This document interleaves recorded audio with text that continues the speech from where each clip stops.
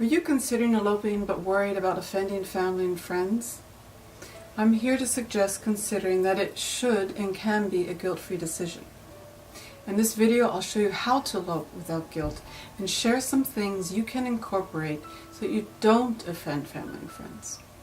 Why am I so high on elopements as the ideal way of getting married? Well, I was 19 years old when I personally walked down the aisle in a quaint church in Rome, Italy. I knew very few of the 500 guests that crowded the church. When my father and I arrived in the car, I saw masses of people that wanted to get inside, and I just wanted to turn around and go home. Not because I didn't want to get married, but because I didn't want to walk down the aisle with hundreds of people staring at me as I said I do. Most of them were business associates of my parents or my in-laws. It was not about us, it was about them, the guest. Elopements, on the other hand, are incredibly romantic. The ceremony doesn't have to be cheap and simple, but you get to decide what you want to spend on. You can splurge where it has meaning to the two of you. For instance, if flowers aren't important to you, feel free to skip them. If you want to wear a red vintage gown, you can. Let's step back a minute and define elopement. In the past, elopement meant running away to get married secretly, usually against somebody's wishes. Hence the Las Vegas wedding chapter. Times have changed, and today elopement means focusing on the two of you, exchanging your vows in a meaningful and amazing location. The focus is on the couple. It's a stress-free alternative that allows you to invite whomever you like or nobody at all. Elopements today are an intentional choice, not an escape. So why elope?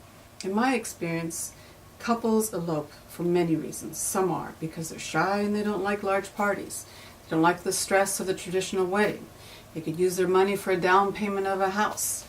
Family feuds make getting together, everybody, extremely difficult at times. And the list goes on and on. By eloping, you avoid many stressful decisions like who to invite, who sits next to whom, who are going to be the bridesmaids, what are they going to wear, who will be the best men, the hundreds of invitations you have to write and send, the menus, what to eat, who's a vegetarian, who's allergic to what, and the seating arrangements are another nightmare.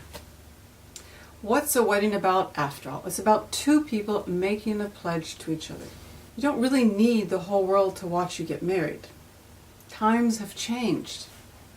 So here are 5 ideas on how to include family and friends and have a guilt-free elopement. 1. An elopement doesn't mean just the two of you.